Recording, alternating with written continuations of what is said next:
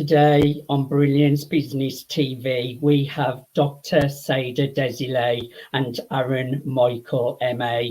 Dr. Saida wants to live in a world filled with audacious, sexually sovereign people. Aaron, author of Optimal Sex Life, creator of Bedroom Masterclass, and sex and intimacy coach. Stay tuned.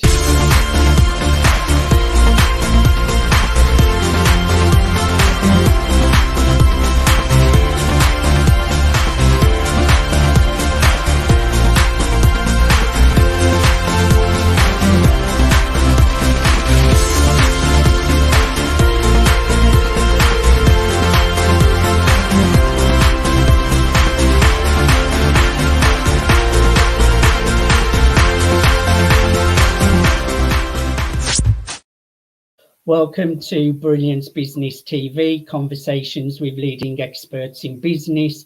I am your host, Mark Stephen Pooler. We have wonderful guests on the show today. It makes a change for me having a couple on the show as well, which will be a really interesting conversation.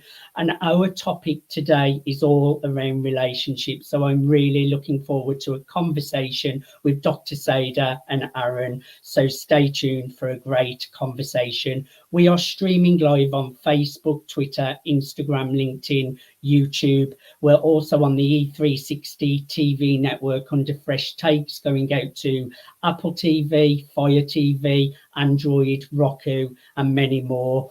We're also on Business Innovators Radio Network, and we're also on mspnewsglobal.com and our new hosts as well, USA Global Radio and Television Network. So stay tuned for a great conversation. Let's bring in our incredible guests, Dr. Saida and Aaron.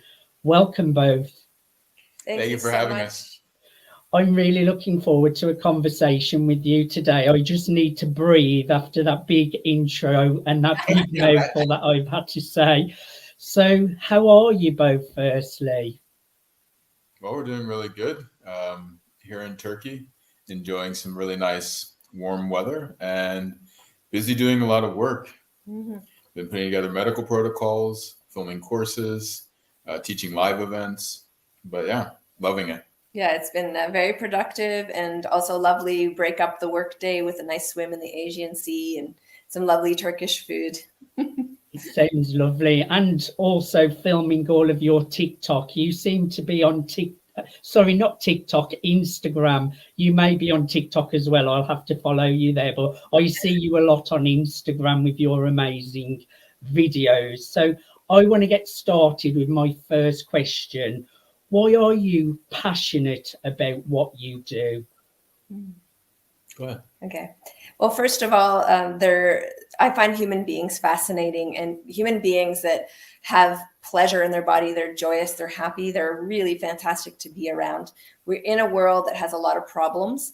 People who are going to solve those problems are people who are not in a reactive state, but a creative state. To be in a creative state, you need to actually be able to have pleasure in your body. So I'm very strong advocate for supporting people to understand how to self-regulate and how to self-generate these states so they can be more effective and also express their genius in the world. And I believe that what society needs is a different way to be relating to one another. And we do a lot of different things trying to affect the world on the outside, but people know now more or less that they need to be working from the inside out, but they don't typically apply that to their relationships. And so the ability to really have healthy, loving relationships is going to impact future generations, the current generation, as well as just society at large. And I think that that starts not just in terms of how people communicate to one another outside of the bedroom, but definitely how they do inside the bedroom. Your beliefs are so similar to mine. I definitely know rather than trying to change the reflection, it's an inside job. And also you talked about self-regulation as well. I'm very big on doing breath work. I do breath work every single day. I've also just discovered some amazing exercises as well. It's called trauma release exercises, where you stretch the psoas muscle and your body shakes and it releases all past traumas as well. These are little tools that I use, but talk about some of the tools that you use with your self-regulation. Sure. So the most simple tool we all have, as you just mentioned, is breath, the ability to regulate your breath, also the ability to feel and sense your body. So I'm a strong advocate for increasing our sensuality. Sensuality is how we make sense of reality.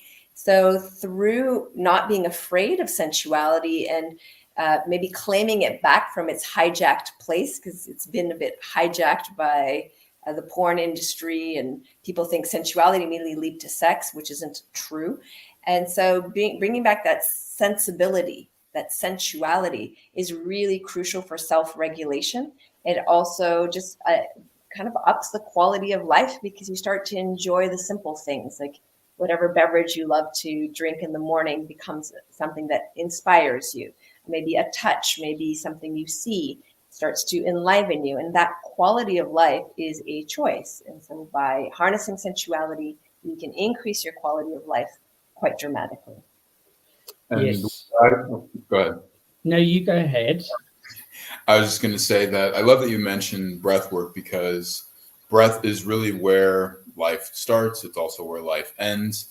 And the ability to bring in as well one's voice, one's touch, one's movement, one's posture. These are all important things that we put a lot of time and energy into and understand is important in self-improvement.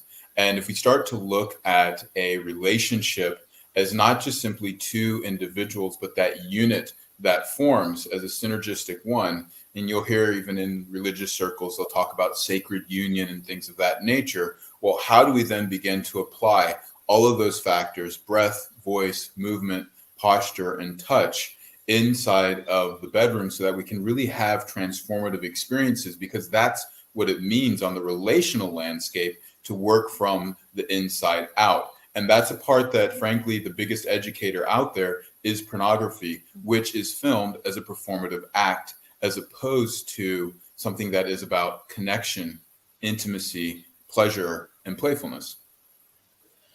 And I find as well, when you do breath work as well, it connects the mind and the body as well. Whereas if you're in your head all of the time, that's not a good place to be. And I find when you do breath work, it allows you to come back into the body and it calms the mind down as well. What is the significant? You go ahead if you want to ask. I was just going to add to, because you'd mentioned the importance of self-regulating and then the ability to calm oneself down. And I just wanted to add that that is the same way then that couples can self-regulate their relationship when things start to spin out of control. A lot of times you'll almost hear that the next level of therapy is to then take that Zen moment that you might have with yourself and then bring it into a relationship. And the way then to create that self-regulation is by sharing these different types of practices together. And the art of lovemaking and the beauty in that is exactly what that serves a purpose as.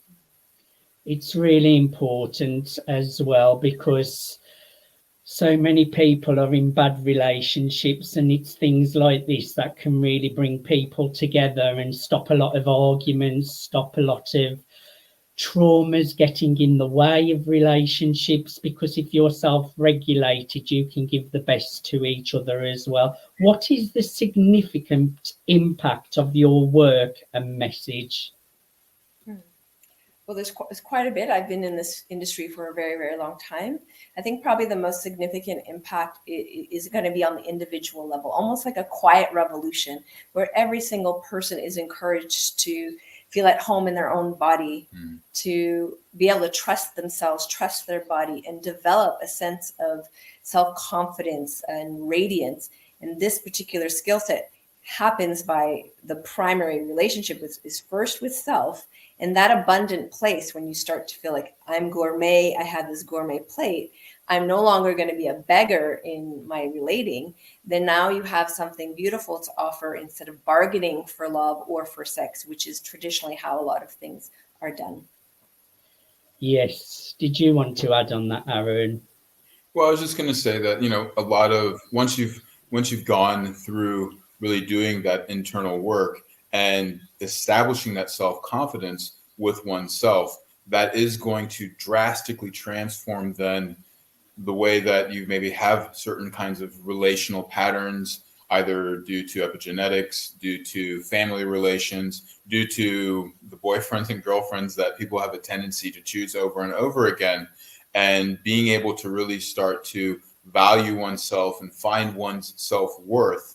When you can do that, then you will no longer be looking for that, Prince Charming or the perfect person to make everything all of a sudden make sense in your life.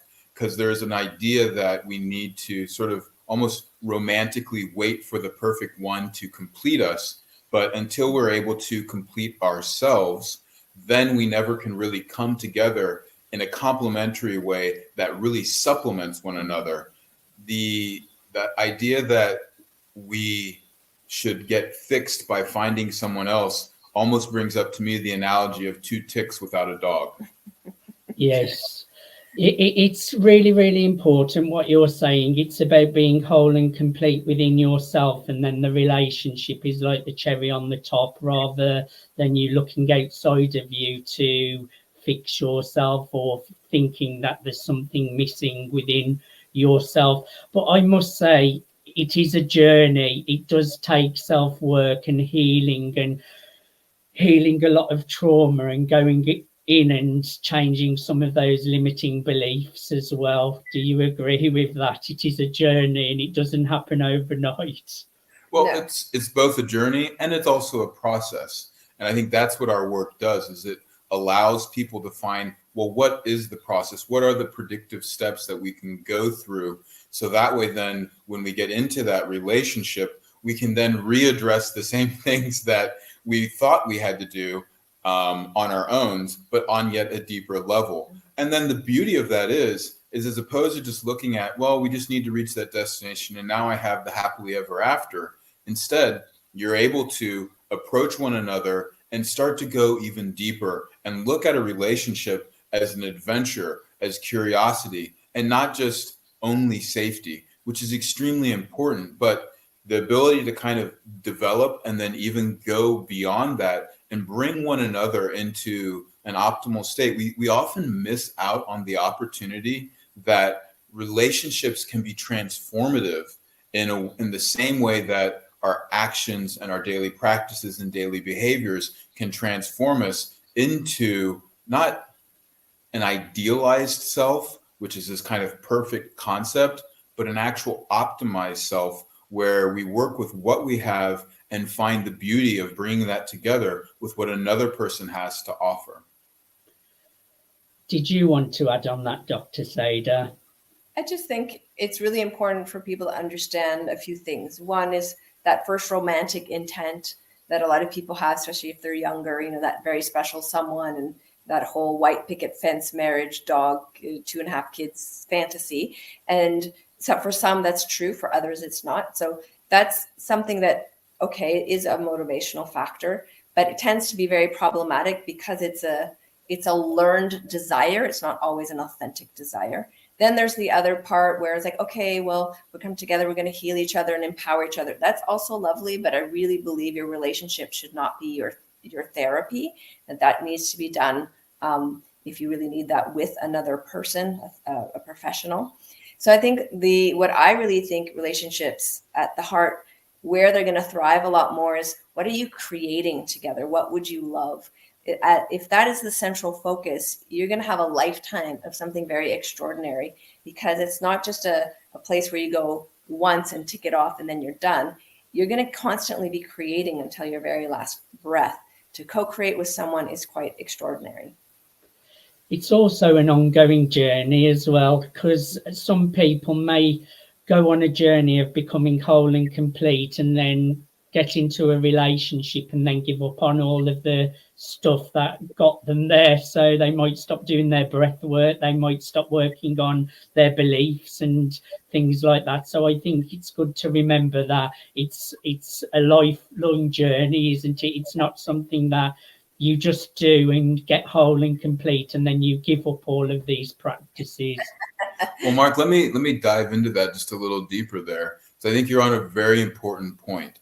We often will choose a partner because of chemistry, which is absolutely fabulous. I believe it's very important. I don't want to trash romance, but if romance is strictly based off of, well, the look in the person's eyes, or that they drive me crazy, or there's just this thing that I don't know, or, you know, I've always loved a person that has this certain height, or whatever that idealized self is, if you were really to look at all of those things and then ask the simple question, well, are those values by which you would then think that this person would be a good father or a good mother or a good partner? All of a sudden those things kind of go, oh, well, actually they don't really translate into what the true things are that build a good relationship, which is if you have good economic stability, if you have the ability to have shared common values and communicate, as well as then a sexual relationship. These are the things that make for strong partnerships.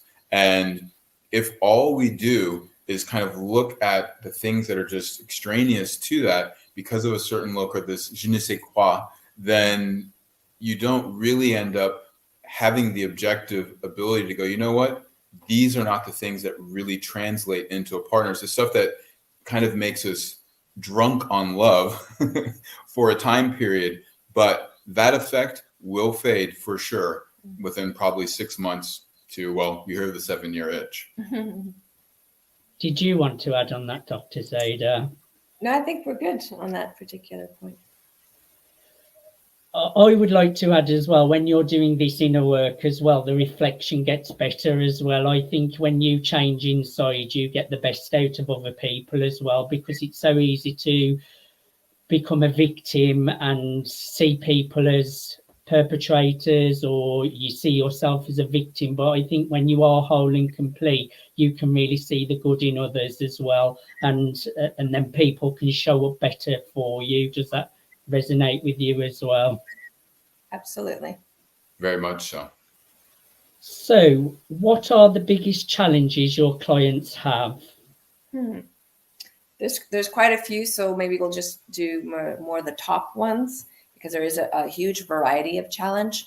For a lot of the ladies that I work with, a challenge could be simply that they don't trust their own bodies. They're not feeling pleasure. They're feeling quite insecure. And then when they enter a relationship, they're more in a very anxious state around relating and end up bargaining a lot. So they end up kind of in this mess.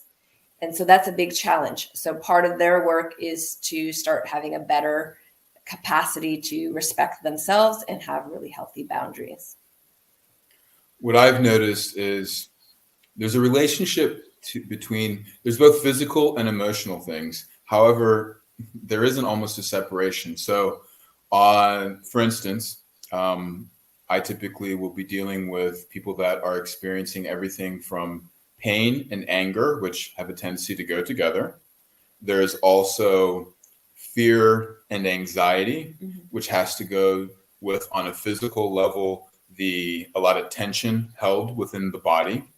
Then in terms of boredom, there's typically a lot of numbness in the body, which is probably actually the most underrated thing I would say in society when it comes to sexual and relational health, because by definition, you do not feel numbness, and you can't really notice boredom in some sense, because you're often trying to think and grab different things that you're wanting in life to fill a hole that's missing. And then lastly, I would say also that there is a good amount of guilt and shame, which on a physical level has a lot to do with kind of like hiding oneself, speaking negatively to oneself, having a poor self-image.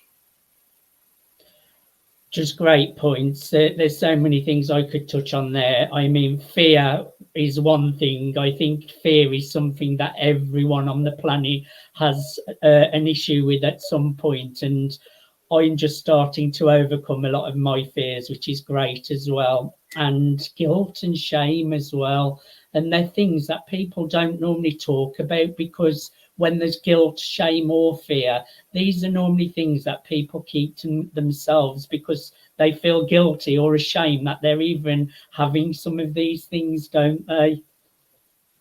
Absolutely. And go ahead.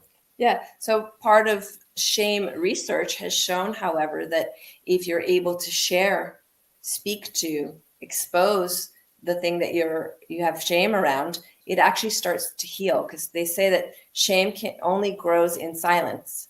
Yes. So part of the coaching, that the way that we work with people, is to start to create a safe space where all of these things can be discussed in such a way that you transform them into empowering experiences versus a contracted, shutting down experience. This is really one of the things that I love working with Saida for, is because I feel that the way she works with the body and deals with mental frameworks fits very well together with the psychosomatic approach that I'm using. And ultimately, a lot of talk therapy will pretty much get you in touch with the pain, the shame, the boredom, and the fear. But as Saida was saying, we have the ability to help people transform that, to actually turn pain and anger into bliss and pleasure, the ability to take fear and anxiety and turn it into calmness and relaxation, the ability to take boredom and numbness into sensation, as well as novel excitement. And then finally, with shame and guilt, as she was saying, that it only exists in hiding. And so the ability to then communicate and be celebrated are some of the things that just truly build intimacy in a way that goes so much farther than just having a relationship that functions, but actually one that thrives. It's really, really important work what you're both doing, because these are problems and issues that so many people do face. And I also think self-forgiveness is really important, learning to forgive yourself and not judging yourself as well for having fears or having shame or having guilt. This is something that I would go as far as say that everyone on the planet has an issue with at some point in their life. It's such important work that you're doing both. With divorce rates anywhere between 40 to 50%, how do you help couples create better, long-lasting relationships? I'm so happy you asked that question. It's really important because stable couples, stable relationships create stable societies. And it's really important, especially if those couples have children, because they're being imprinted. They're the next generation that's literally learning this is how you relate. So a lot of the work that we do with couples is to teach them actual, real, tangible practices to do together that generates more intimacy, that generates more respect and curiosity and connection. Aaron? Well, often we'll jokingly say, you handle your finances and we'll help you with your communication as well as your sexual intimacy. And if people can start to find this combination of solution inside their relationship, they're already taking out the primary three factors that I mentioned earlier for why there is divorce, which is economics, not having shared values or communication, and then a lack of sexual intimacy. Mm-hmm. And ultimately, if relations can start to build themselves around these factors, then imagine what happens inside of communities that then starts to have these shared factors. And then what happens to societies and civilizations that can build healthy economies, healthy shared values, healthy communication with one another, as well as healthy sexual relations. And all of a sudden you have a very, very different landscape of societal change. And I want to say, Mark, I've brought some of these ideas to senators and to the UN and had some very deep conversations with leadership. And they all told me, it's a pipe dream. What are you doing? There's no laws. There's nothing institutionalized yet to really, make these things happen. I said, no. I don't care about that. I care about the individuals. The power is in the people. As individuals learn to love more and really understand how to claim that part of their life, then the laws and everything else will change. It will have to, because we'll meet that crucial point where enough people are asking for those things because they're living it. I don't think people need to wait for governmental legislation and policies and permission in order to start right now living better, more secure, more empowered lives. This is really about exercising and claiming one's sovereignty. Mm-hmm. I think so much more people now are becoming awake to looking after their mental health and looking after being more emotionally regulated. So I think it's great work that you're doing, and you're changing the world one person at a time as well. Why do you feel it's important that the governing bodies support healthy relational dynamics in their population? Well, again, it's the factor of stable society. So ever since the lockdowns, gender-based violence has gone up, like skyrocketed. In some countries, it's over 600%. This means that people are literally dying, with domestic violence. It's extremely high. This causes a lot of instability in societies and a lot of problems and way too much trauma. So if we want to start changing that, we need to start teaching the ordinary average person, just the everyday person, here's what you do to pattern interrupt this. Here's what you do to process the things that weren't so nice in your life. And here's what you do to move into creating what you would love. These things must be given to the everyday person and not just held for elite groups or private groups. There was actually a study that was done after the first lockdown, and they found the number one factor for relational, psychological, and physical health was having a healthy sex life with your partner. I mean, this is so absolutely overlooked, yet crucial when it comes to being able to build healthy societies. And, this isn't just stuff that we're speaking about as well. We have recently authored a medical protocol that we are now putting into the first studies as we are speaking. And this is to help design a whole new type of therapy that the medical industry can start to promote. The last time that there really was any kind of medical protocols to help with intimacy in the bedroom for couples was sensate therapy. And that was in the 60s or 70s. So we're literally talking, over half a century ago. So the ability to have this change is massively needed, and it's been a long time coming. We're also working with the Department of Justice in South Africa, where there is severe amounts of gender-based violence, and being able to provide children as well as adults basic types of sex education as well as body sovereignty is absolutely crucial for changing these type of issues that simply aren't going to be found just by having law enforcement. It's through educating and empowering people, again, from the inside out. And to be able to find organizations that are wanting to do this is absolutely important.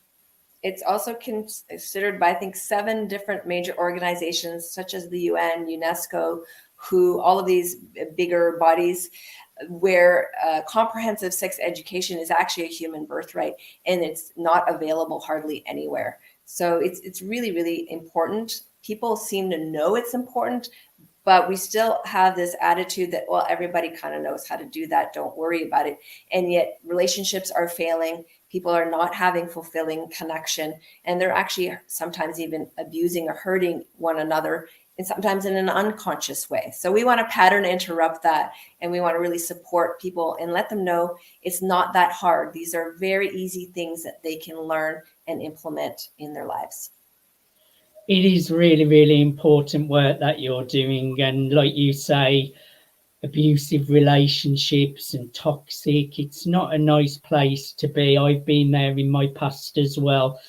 And sometimes the journey of going inwards, it does take a bit of courage, and you do have to face some really dark parts of yourself.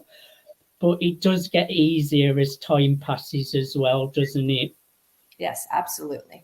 There's so much beauty to be found, and it is such an honor to get to work with people as well as those who are in places such as in the government, who are willing to face this and to witness their courage. It's so inspiring. And then the amount of change that happens and the ripple effects that it has is so fast and so quick that it can really be daunting in such a beautiful and inspiring way. So I really do want to encourage those out there that often the thing that is the most scary is the thought of making the change. But once you start to act, it's the most natural thing that you could ever do. So I know that people can connect with you, and you have something that you want to share. Who should connect with you? And just share a little bit about that for me. Yeah, so embodiedlove.love is one of our many websites. We have a lot of different offerings for people, but this one we thought we would speak to here because it really is to support couples. And there you're going to find information on, well, what is embodied love? What does that look like? And how do I get to do it quickly? So there's an offer there called the 9 Naughty Nights, and it's just playful dates that we put together for couples. We've given this to couples of all ages, all lifestyles, even couples who are trying to have another child and while they're busy with the one child, or all these different combinations. And it's been extraordinary, the feedback. People are just having way better connection, way more intimacy, and way more fun. And people love to have a great date night. And well, in 9 dates, you're definitely going to have a very, very different relationship. So it's quite amazing. I would encourage everyone to go to embodiedlove.love. That's embodiedlove.love. Dr. Saida, Aaron, thank you so much for being my guest today. I've really enjoyed having a conversation with you, and I really do think the work that you are doing is so, so important for the world. Well, thank you, Mark, for bringing us on and giving us this opportunity. Yes, absolutely. Thank you. And thank you to all the viewers and listeners.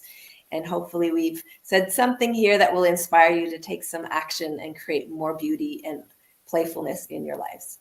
I'm sure there will be, because it's been a great conversation. Thank you, everyone, for joining us for Brilliance Business TV, conversations with leading experts in business. Until next time, bye for now.